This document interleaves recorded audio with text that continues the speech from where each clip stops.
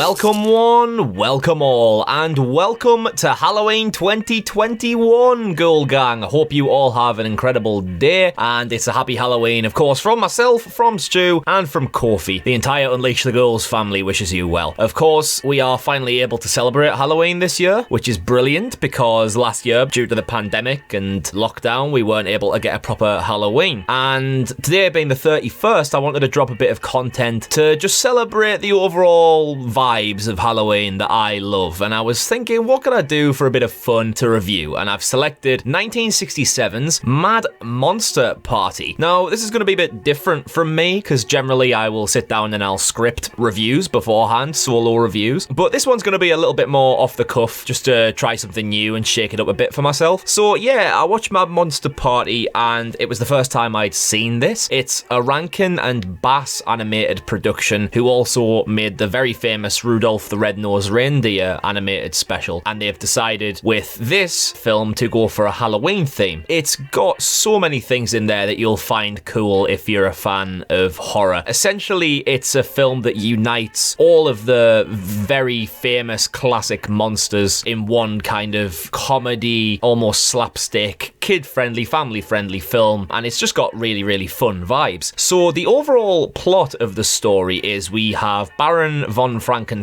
who is voiced by Boris Karloff, of course playing the Frankenstein monster in the 1931 version of Frankenstein. Of course, not the original version of Frankenstein, because we've got the 1910 version made by the Thomas Edison Company, but he is recognised as being the most famous Frankenstein monster. And yeah, he now plays the Baron in this. And what he's done is he is in the process of creating a chemical sort of compound which is capable of total destruction. It will destroy any kind of life form or any area while living on his island, the Isle of Evil, which is great. Isle of Evil. I love evil. Ah, that's cool. Yeah, he sends out a message to all of the other monsters in the world, because he's like kind of the head of the monster society or something of that sort. So he sends the invitation out, and then we get like a big combination of monsters in this like organization of monsters. So we have the Frankenstein monster himself, we have the monster's sort of bride,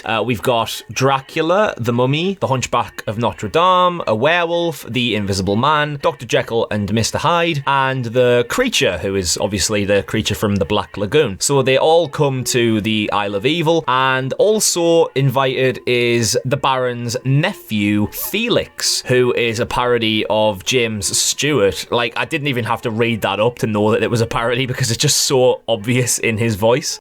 I'm terribly sorry, but I can't say a thing without my glasses. Just a minute now, hold on, Mr. Potter. Just a minute. Now, you're right when you say my father was no businessman. I know that. So you can clearly hear it there, and even other actors from the horror genre are parodied as well. So, I mean, you've got the Baron, who is clearly modelled off Karloff himself, but then you've got a zombie butler called Yetch, who is clearly based on Peter Lorre. So all that combined means that there's a lot of fun references and in-jokes that you'll get, and the monsters themselves have a lot of banter, particularly Dracula, where he has a lot of blood-related puns, or where he like says to one of the female characters, "Oh, you look like my type. It's O negative, isn't it?" There's a lot of little jokes in there like that, which are really fun and add to the overall vibe. So the Baron wants Felix on the island as his nephew to be able to retire, and then have Felix take over the work on the Isle of Evil, and also take over the worldwide organization of monsters. And Felix doesn't turn out to be the best candidate, really, because he's a bit incompetent, but also he accidentally manages to outsmart all the monsters trying to take him out,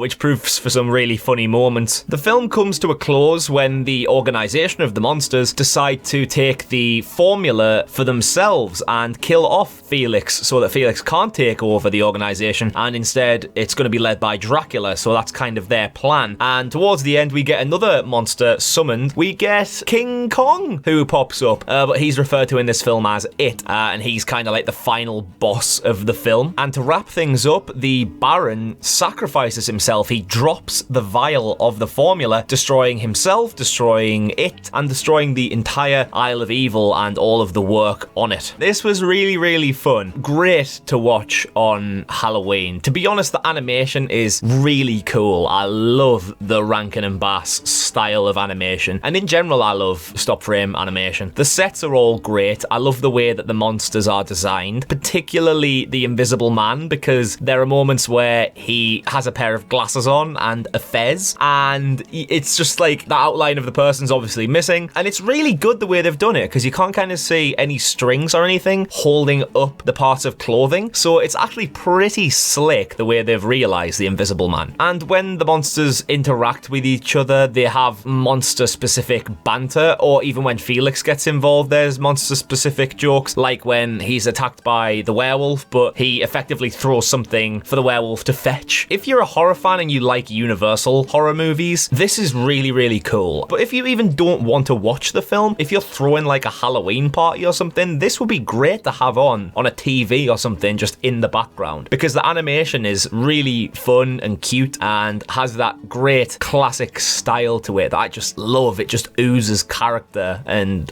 fun. That's ultimately what this film made me feel. So I would highly recommend Mad Monster Party. There's a lot in there to appreciate. It's great for anyone of any age, particularly horror fans or young kids celebrating Halloween. And the humor is really good for this type of film. It's spot on, actually. Some good puns, and a lot of the comedy coming from Felix being a bit hopeless, but somehow still outsmarting the monsters accidentally is great. So yeah, this one gets a big thumbs up from me, and that, Ghoul Gang, is my honest review of 1967's Mad Monster Party. Please do check it out, but whatever you do watch this Halloween, I hope you enjoy it. If you like this video, please feel free to slap the subscription button down below, and there'll be a comment pinned down there where you could quench our thirst and donate a little bit of pocket money for myself, Stu, and Kofi to get ourselves a beer, because we put a lot of effort into the show and it'd be nice to chill out and have a drink sometime. Thanks, guys, and I will, of course, see you next time on our next piece of Unleash the Ghouls content, and,